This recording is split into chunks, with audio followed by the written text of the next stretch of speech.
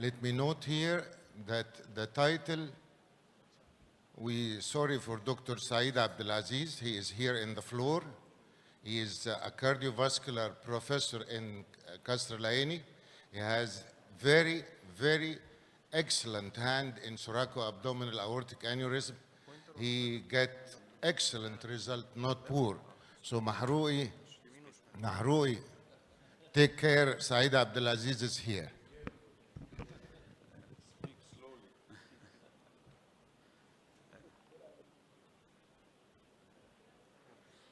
Actually, I was lucky to assist Dr. Saeed for several years, and I learned from him a lot. He is one of my mentors.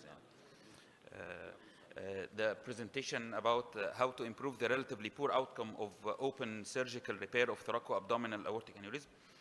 Obviously, TVAR is not a good option in many cases, especially in young patients, in patients with genetic diseases.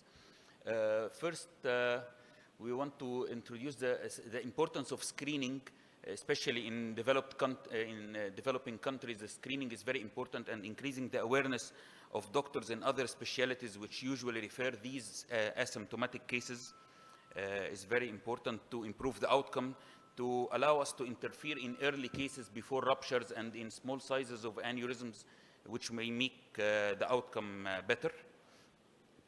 The good results associated with the TVAR should not push the vascular surgeons to be over-enthusiastic about applying these TVAR in cases, and to stick to the guidelines to the 6 centimeter size, and in the complicated cases and in genetic cases, because long-term results of TVAR is not yet assessed. It has been done in elderly population. In the younger population, TVAR, the long-term results are not yet established. The following slides will say some recommendations. In patients with Ehlers-Danlos syndrome, it is better to perform total hypothermic circulatory arrest to avoid clamping of the aorta, because clamping of the aorta may lead to multiple injuries at the clamp site. So it is better to do a clampless repair. The endobronchial blockers offer better ventilation than left double lumen endotracheal tube. It should be implemented. Of course, the cell saver helps a lot. Aggressive blood and fresh frozen plasma replacement to keep the mean arterial pressure above 90. Spinal fluid drainage to 6 millimeter mercury helps to minimize spinal cord affection and paraplegia with these cases. The omnitract retractor helps a lot in these cases and makes the difficult exposure easy. So this is important. The thoracoretroperitonel approach rather than thoracotransperitoneal approach, this avoids and minimizes visceral injuries, avoids volume and fluid losses and heat losses, and improves the post-operative outcome as regards paralytic ileus and this. 2 incisions rather than full thoracoabdominal incision has been proposed by some to minimize complication. One of the major complications after open thoracoabdominal repair is ventilatory problems and lung problems and difficulty to wean these patients from the ventilator. Main cause is diaphragmatic injury in addition to the thoracotomy, but the diaphragmatic injury is important. So if we can avoid diaphragmatic incision, this will make the exposure more difficult, but it may help in some studies to minimize ventilatory problems. If at all we are going to cut through the diaphragm, try to be circumferential in order not to injure the phrenic nerve supply to the diaphragm. Shingling of the ribs is better than fracturing the ribs with strong retraction. So if we cut the ribs posteriorly, this will make a controlled fracture. And muscle-sparing thoracotomy minimizes the complications of thoracotomy. Use the lowest possible rib.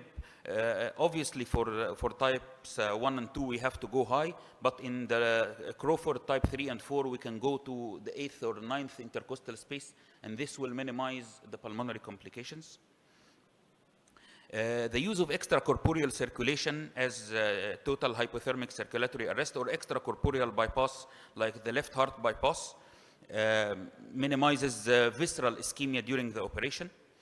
If these techniques are not available, there have been many trials with things, if we don't have heart-lung machines and left heart bypasses, these are different techniques which yielded good results, like the GOT shunt and the modified branch first technique and the extracorporeal preliminary axillofemoral bypass to minimize visceral ischemia and during the repair.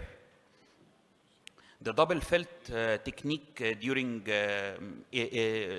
suturing the aortic tissues, especially in genetic cases which are more friable aorta and liable to bleeding. The visceral segment repair, this is important to avoid patch aneurysms. The standard carrel patch accelerates the repair, but it may be associated with aneurysm because we leave a big segment of the aorta in the carrel patch. So if the vessels are very close to each other, we can use a carrel patch.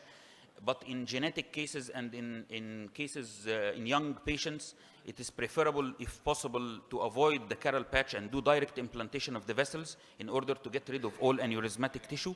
And if the vessels are away from the graft, we can use an interposition graft, as in the photo at the right side.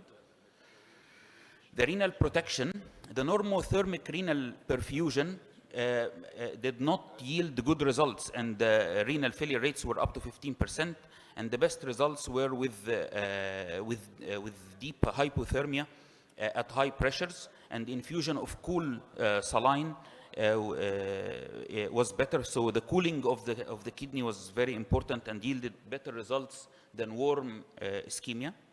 Spinal cord protection, in the past it was thought that intercostal implantation was the most important part in spinal cord protection, but with further studies it was found that physiological protection is even much more important than intercostal implantation.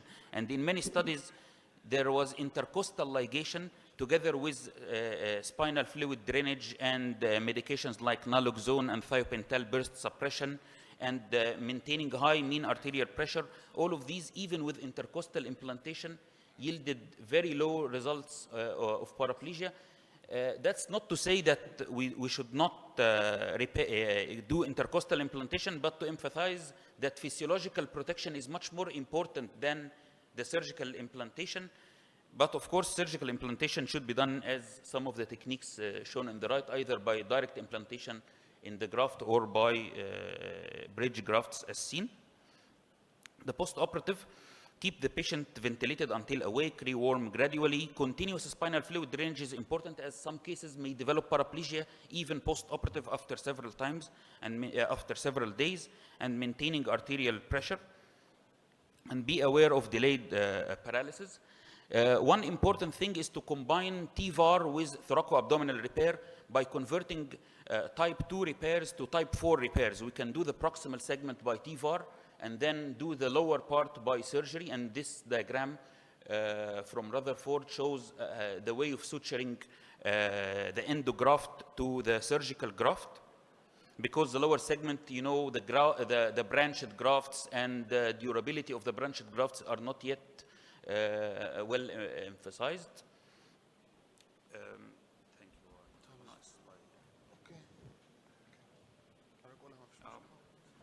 you. Thank you very much. Thank you, Dr. Mahrouky. We will go back to the thoracic aorta. I present Dr. Tamer Khafagi, Professor of Vascular Surgery, Mansoura University. He will talk about endovascular distal false lumen occlusion and type